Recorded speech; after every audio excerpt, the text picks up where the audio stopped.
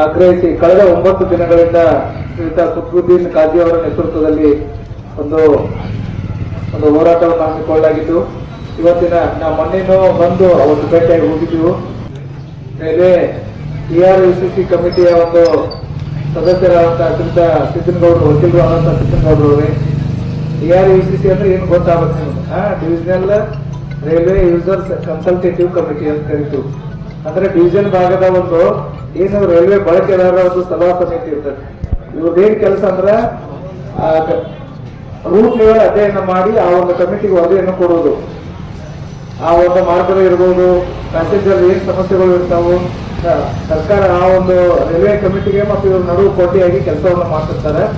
ಇವರು ಈ ಕಮಿಟಿ ನಮ್ಮ ಭಾಗದವರು ಹೊಸೂರವರು ಇರೋದ್ರಿಂದ ಇವರು ಸಹಿತ ಈ ಕಾರ್ಯಕ್ರಮಕ್ಕೆ ಆಗಮಿಸಿದ್ದು ಬಹಳಷ್ಟು ಒಂದು ಅತ್ಯಂತ ಸ್ತುತ್ಯಾರ ಇದೆ. ಯಾಕಂದ್ರೆ ಇಲ್ಲಿ ಇರುವಂತಹ ಸಮಸ್ಯೆಗಳನ್ನ ಅವರು ಸಹಿತ ಮಾನ್ಯ ರೈಲ್ವೆ ಸಚಿವರ ಜೊತೆ ಇರ್ಬೋದು, MP ಸರ್ ಜೊತೆ ಇರ್ಬೋದು, ಕೇಂದ್ರ ಸರ್ಕಾರ ಜೊತೆ ಡಿಸ್ಕಸ್ ಮಾಡಿ ನಮ್ಮ ಭಾಗಕ್ಕೆ ಅವರು ಸಹಿತ ಮುಂದಿನ ದಿನಮಾನಗಳಲ್ಲಿ ಈ ರೈಲ್ವೆ ಹೋರಾಟಕ್ಕೆ ಅವರು ಸಹಾಯ ನೀಡ್ತಾರಂತ ಒಂದು ಆಶಾಭಾವನೆಯನ್ನು ಇಟ್ಟುಕೊಂಡು, ಆಕ್ಚುಲಿ ಕಾಜಿ ಅವರು ಹೇಳಿದಂಗ ನಮ್ಮ ಭಾಗಕ್ಕೆ ಈ ರೈಲ್ವೆ ಹೋರಾಟ ಬಹಳಷ್ಟು ಅವಶ್ಯಕತೆ ಐತಿ.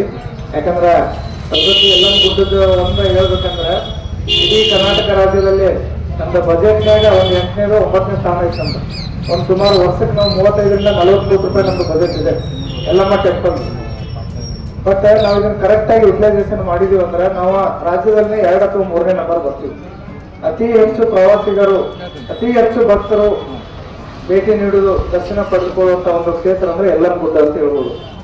ವರ್ಷಕ್ಕೆ ಒಂದು ಅಂದಾಜು ಮಾಡಿದೆವು 2 ರಿಂದ 3 ಕೋಟಿ ಜನ ಒಂದು ವರ್ಷಕ್ಕೆ ಇಲ್ಲೇ ಭಕ್ತರು ಭೇಟಿ ನೀಡ್ತಾರೆ.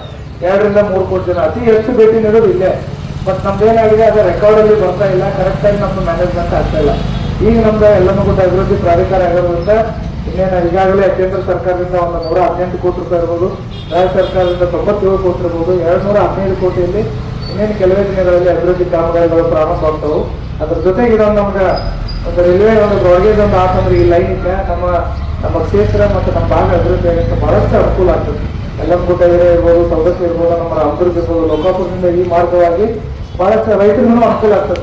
ವ್ಯಾಪಾರ ವಹಿವಾಟು ಹೆಚ್ಚಾಗ್ತತಿ, ಈ ಭಾಗದಾಗ ವ್ಯಾಪಾರ ಬೆಳೀತೈತಿ, ವಿದ್ಯಾರ್ಥಿಗಳಿಗೆ ಅನುಕೂಲ ಆಗ್ತೈತಿ, ನೌಕರಸ್ಥರಿಗೆ ಅನುಕೂಲ ಆಗ್ತೈತಿ. ವಿಶೇಷವಾಗಿ ಏನು ಯಲ್ಲಮ್ಮನ ಭಕ್ತರ ವಾರ್ಷಿಕವಾಗಿ ಏನು 2-3 ಕೋಟಿ ರೂಪಾಯಿ ಇಲ್ಲಿ 2-3 ಕೋಟಿ ಭಕ್ತರು ಏನು ಭೇಟಿ ನೀಡ್ತಲ್ಲ, ಅದ ಈ ರೈಲ್ವೆ ಮಾರ್ಗ ಆತಂದ್ರೆ ಸುಮಾರು 5 ರಿಂದ 6 ಕೋಟಿ ಹೋಗ್ತೈತಿ.